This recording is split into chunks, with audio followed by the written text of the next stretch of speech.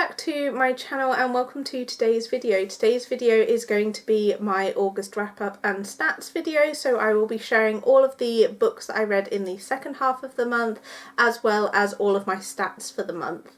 If you want to see the books that I read in the first half of August, I will link my mid-month wrap up down below, but I'm going to dive straight into the stats. So for this month I read 22 books, which is pretty average for me. That's pretty consistent with what I read most months, and I'm going to break down the genres. So I read 1 historical romance, 6 contemporary romances, 2 sports romances, 3 mystery thriller books, 9 fantasy books and 1 dystopian, and 15 of those were physical reads, 6 audiobooks and 1 ebook. And then for ratings, it was again, as always, a bit of a mixed bag, but I read 2 2.5 books, 2 2.5 star books, 9 3-star books, 7 4 stars and 4 5 stars. So pretty good to have 4 5 stars for me. I don't give out 5 stars to a lot of books. Like, I don't give a ton of 5 stars, but to have 4 in 1 month is pretty good. Then 7 of those books were new to me authors and 15 were from authors that I'd previously read from. And then for page count, I read 15 that were 300 to 499 pages and 7 that were over 500 pages. So as you can see, a few more longer books than usual. And then we'll dive straight into the books. I'll be honest, most of these books were library reads, or obviously audiobooks. So I don't actually have many of the physical books left to show you because I've returned them to the library, but I'll put the pictures on screen for the covers. So first book that I read in the second half of the month was Children of Fallen Gods by Carissa Broadbent, which is book 2 in the War of Lost Hearts series, and I gave this one 3 stars. I listened to this on audio, and I don't know if it's because I'm listening to these books on audio rather than physically reading, because obviously the Crowns of Nyaxia series I really love, and I've physically read all of those books, so I don't know if listening to the audiobook is hampering my enjoyment, but I am not loving this series as much as the Crowns of Nyaxia series. I don't know what it is. I feel like I'm not really invested in the story. Like, I'm interested enough to continue and finish the series, but there is something about this series that isn't 100% working for me, which I know is strange because a lot of people have really loved this series. Looking at the reviews of people that I follow, they seem to really love it, but for me, something about it's not quite working. Obviously, I won't go too much into detail of the plot of this one because it's the second book in the series, but overall, I just feel kind of meh about the series so far, is all I'm going to say on that one. Then we have Tell Me How You Really Feel by Betty Coyote, I think is how you say it. I didn't love this one. I gave it 2.5 stars. This one is about 2 people who host a podcast together. They were originally friends, but they had a falling out, and they are trying to continue working on this podcast together, and it ends up being their romance. Because they've fallen out, they kind of, and still have to work together, they had really good chemistry on the podcast, so they're kind of having to fake their chemistry for the podcast, and obviously it ends up developing into a relationship. I didn't love this one. I wasn't interested in the romance, and I just didn't have a good time reading it, so I wouldn't recommend that one. Then I read A Dark and Drowning Tide by Alison Saft, and again, I didn't love this one either, and this was another 2.5 stars. So this one is about these group of people who go on this expedition to kind of find this kind of mystical spring that is supposed to have kind of magical properties, and whilst they go on this expedition, the I'm just looking at my notes here, the teacher or like professor that's kind of in charge of the expedition ends up getting murdered, and it's kind of a mix between a kind of fantasy as they're trying to find this mystical spring and also kind of a bit of a murder mystery type thing. This one really didn't work for me. I didn't love this story. There is a romance in here, but I feel like that is definitely a secondary plot line. And yeah, overall, not a fan of this one, wouldn't recommend, although the cover is very pretty. Then I read Bury Our Bones in the Midnight Soil by V.E. Schwab, and I loved this one. I gave it 5 stars, would definitely recommend. This one is a vampire story, a sapphic vampire story, so if you don't like vampires and you don't like sapphic books, this one will not be for you, but I love those two things, and meshed together they worked really well. I've never actually read anything from V.E. Schwab before. So I'd maybe be interested to go back and check out some of her other books. But this one I really loved. This one was told, we had 3 main characters and we had 3 different time periods.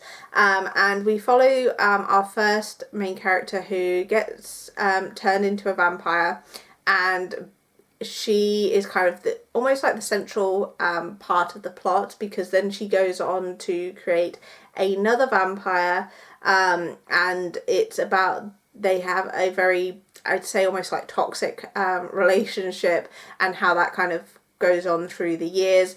And then we have almost like present day, I think it's 2019, where another vampire is created, and it's how their stories all interconnect. I don't want to give too much away because it's a relatively new book, and I don't want to spoil too much, but it focuses really on the relationships between these 3, and what kind of living forever can look like, and how that can kind of affect your humanity.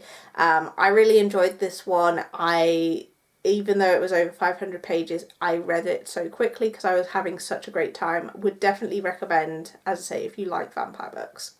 Then I read Sounds Like Love by Ashley Poston. This is her newest book, and it was okay. I gave it 3 stars.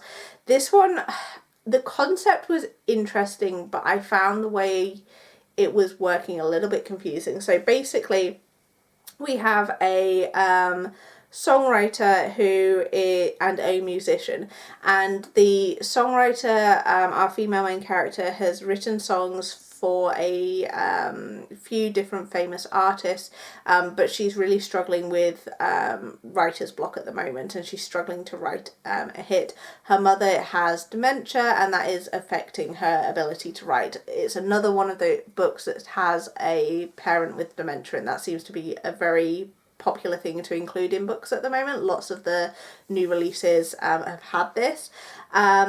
And she meets this musician who is the son of a famous musician from back in the day. And they don't really get along at first. And then she goes back to her family's small town for the summer to kind of hopefully get over her writer's block and spend time with her family. And she ends up having this voice in her head. She can hear this song in her head, and then she starts hearing this voice in her head, and it's a guy's voice. And obviously it turns out to be the musician that she's previously met and didn't get along with. And they end up writing this song together, and they, as I say, they can communicate in their minds. I don't know, Ashley Poston mixes kind of like supernatural, magical realism into her stories, and some of them work for me and some of them don't, and this one was one of those I didn't quite love. There was something about it that didn't really work for me. This talking in their minds was, I didn't love it. So 3 stars. It was okay, but definitely not my favourite from her. I'm kind of in the minority. I really liked, what was it called? A Novel Love Story. I really enjoyed that one, but a lot of people seem to not like that one. I've not really heard anyone talk about this one, so I don't know what the feelings are for this new release, but for me, it was okay, but not a favourite. Then I read Well Actually by Maisie Eddings. This is Maisie Eddings' new book, and again, it was not my favourite. I gave it 3 stars. This one is takes a kind of spin on the what's it called, chicken shop podcast. I think it's a podcast or show that I'm not sure what her name is, but I'll put it on screen, that she does, where she kind of interviews celebrities whilst they eat chicken. And this one had a very similar concept in terms of our female main character hosted a talk show called Sausage Talk, where they eat hot dogs and while she interviews kind of different celebrities. And one night she goes onto social media, on her personal social media, kind of ripping into another podcaster who talks about he's a male, and he talks about like toxic masculinity and kind of tries to teach men to be good partners.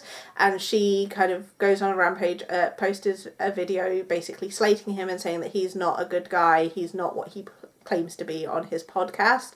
And then they end up having to kind of they end up in a sort of fake dating situation where he to kind of redeem himself and win back his reputation, sort of thing, they end up going on these dates that he kind of creates to kind of show that he is a good guy and has changed since his past. I didn't necessarily love this one. It was okay, but definitely not my favourite from this author. I don't always love books when they include pop culture references. Sometimes it can work, and other times it can feel a little bit cheesy and a little bit, I don't know, like it's not my favourite, because I feel like this, obviously now the references are relevant, and I obviously got a lot of the references and a lot of the things that were being mentioned, but I don't know how well it translates like 5 years down the line. If someone picks this book up, are they going to get those references? So I don't always love when that is included in books. And as I say, this one felt a little bit cheesy. I didn't necessarily love the romance, and overall it just was okay. Like, there wasn't anything bad about it necessarily, but it wasn't a favourite for me. Then I listened to A Study in Drowning by Ava Reid, and I gave this one 3 stars. So this one again was okay. This one follows Effie, who has this favourite author who has recently passed away. She's always been obsessed with his stories, and she gets the opportunity to go to his house and kind of work to redesign it. She wins this kind of competition to work on redesigning his house. And there is another student there who studies, I think, English, and is like studying his works. And there is some secrets in this house, and they kind of slowly uncover them. And I will say I was more intrigued with this story towards the end. It took me a really long time to get into it. And again, I don't know if that's because I listened to the audiobook versus physically reading it, because obviously sometimes that can impact your enjoyment. But yeah, I would say it was quite a slow going story, but definitely it picked up towards the end, and I was intrigued with it a lot more towards the end. There is a second book. I think this is just a duet, so I do plan on picking up the second book at some point, but overall this one was just okay. Then I read Heart of Stone by Dakota Wilnick, and this is book 1 in the Stone series, and again it was another okay book. Like, there wasn't anything wrong with it, but it wasn't a standout read to me. I gave this one 3 stars.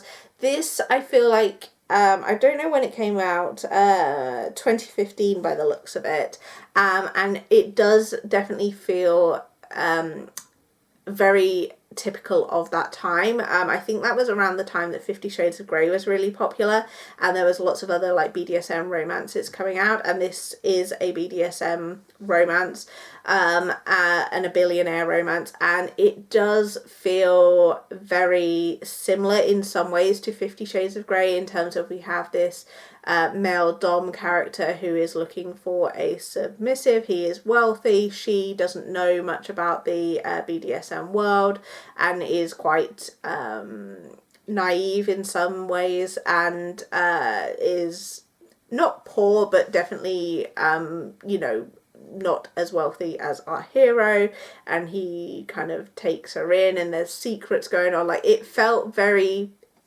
reminiscent of a lot of books that came out at that time. So I didn't have a bad time reading this, but it wasn't anything special, so that's why I gave it 3 stars. I don't plan to continue on with this series. It was one that I picked up from the library. So the next book that I have to mention is Silver Elite by Danny Francis, and this is book 1 in the Silver Elite series. I'm not sure how many books there are going to be in this series. I know there's obviously definitely going to be at least 2 books, because the second one is already available for pre-order, and there is a title and cover for that one. It's called Broken Dove. I think it comes out next year, which I'm definitely going to be picking up the sequel for.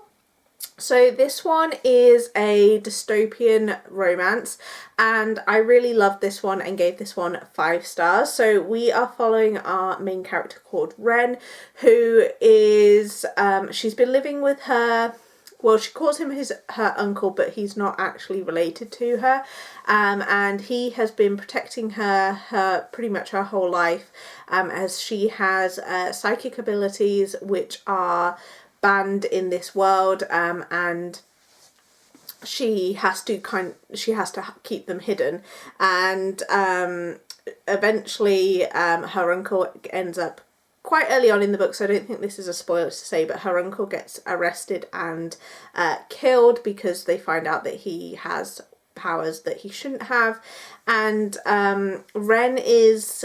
they kind of suspect Ren that she might have powers, but they want to kind of keep her close, so they force her to take part in this kind of training program. And it's a brutal training program, not everyone will survive the program, and it ends up being a bit of a romance between her and the captain, and I absolutely love this one. It was a really good fun time reading. There were a few reveals that happened that I wasn't necessarily expecting, and it does end on a cliffhanger, so I definitely do want to pick up book 2 as soon as it comes out, which as I say isn't going to be until next year, but really happy that I picked this one up. I know some people have been talking about this one because of the identity of the author has been kind of hidden, in terms of there's very little information about this author available online, and some people have been speculating that it could be another author writing under a pen name, but we don't really know a lot of information about the author, but I'm really glad that I picked this one up. Definitely recommend it. Then I read Don't Let Him In by Lisa Jewell, which I did really enjoy and gave this one 4 stars. So this is Lisa Jewell's newest book, and I thought it was a really good time. I found it very addicting and wanted to keep reading. So in this one, we follow a family where the husband and father has recently passed away, and the wife ends up meeting this guy who claims to have known her husband many years ago, and everything is not what it seems with this guy. This guy essentially has multiple lives, multiple wives, and basically uses them for their money. He pretends to be kind of the perfect guy to get them on side, and kind of worms his way into their lives, and gets control of their money, and kind of moves on to the next one. So really good book. I think this one's really interesting because I know things like this do happen, and as I say, I had a really good time reading it. I found it very fast paced, and I read it very quickly because I just kind of wanted to keep reading it. So would recommend this one for sure. Then I read Final Girls by Riley Sager. So this is Riley Sager's debut novel, which previously I had not read. I now only have one book of his that I have not read, which is The Last Time I Lied. Everything else I have read from him. This one I didn't necessarily love. I gave it 3 stars. I think it's difficult because I'm obviously reading his debut after reading many of his other books. So obviously I'm comparing the books to his more recent reads. If I'd read this one first, I might have rated it higher, but I gave it 3 stars. I can definitely see that there have been improvements in his writing since his first book, but even though that being said, there is still that writing quality that he has. for me, he's a bit like Freida McFadden in terms of there is something about his writing that really sucks you into the story and makes you want to keep reading. Even though I didn't necessarily enjoy this one as much as some of his other books, I was still enthralled with the story and wanted to keep reading to find out what was going to happen. But this one follows our main character, whose name I can't remember, Quincy. And there are 3 girls, Lisa, Quincy and Samantha, and all 3 of them have survived really terrible crimes. Basically, they are the final girls that are survivors of kind of brutal murders where like big groups of people have been killed, but they have survived. And Quincy, something happens to Lisa, and Quincy and Samantha kind of come together and things kind of escalate from there. As I say, not my favourite from him, but I was interested in the concept, and obviously the writing did keep me engaged, so would recommend it if you are a fan of Riley Sager's book if you haven't already read it. But in terms of out of his whole kind of collection of books, this wouldn't necessarily be one that I would recommend, but if you are a fan of his books, then obviously I'd recommend checking it out. Next I listened to Saving Six by Chloe Walsh, which is the 3rd book in the Boys of Tommen series, and this is the start of Joey and Aoife's story. I enjoyed this one. I gave this one 4 stars. Joey and Aoife, I wouldn't say are necessarily my favourite couple from this series, but I did enjoy obviously seeing the start of their romance. I was expecting Saving Six to kind of pick up where Keeping 13 finished, but this one, it's not like a linear series, or at least this duet doesn't appear to be linear, so we go back in time to the start of Joey and Aoife's relationship. So we see them when they first meet.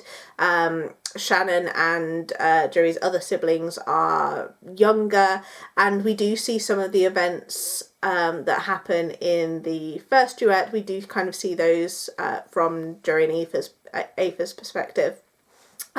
So that was kind of took me a while to get into, because I was kind of expecting it, because where kind of Keeping 13 ends off, I was expecting to kind of start Joey and Aoife's story from there. So it was took me a while to get into it, where obviously we were going back in time to see them at much younger ages. And I don't think Joey is my favourite character. I am really looking forward to Clem Gibbsby's story, which I think is Taming Seven. But I am enjoying this. I'm having a really good time working my way through this series, and I definitely recommend the audiobooks. I fly through the audiobooks even though they are quite chunky books. I will say that this one does deal very heavily with drug addiction. We know from the first 2 books that Joey is struggling with a drug addiction, and we really see that in this book. And obviously there's the domestic abuse situation with his family. So if those are things that trigger you, then definitely check your trigger warnings before going into this series, because this series does deal with some very heavy topics. But as I say, I am having a good time reading it. Then I read Bucked Off by Kim Lorraine, and this is book 2 in the Sunrise Cowboys series. I had a good time reading this, and I gave it 4 stars. So this one is a fake dating romance between, oh god, what was their names?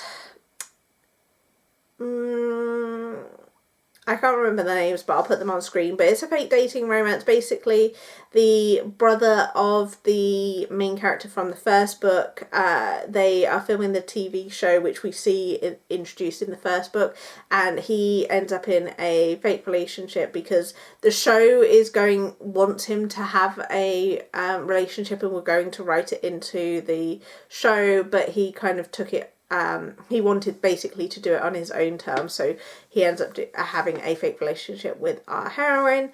And I really enjoyed this one, but I didn't like it necessarily as much as the first book, which I gave 5 stars to. This one did have some really cute moments though. There was a caretaking scene in here which I really loved. Our female main character ends up getting injured, and our hero ends up reading some romance stories to her, and I really liked seeing that.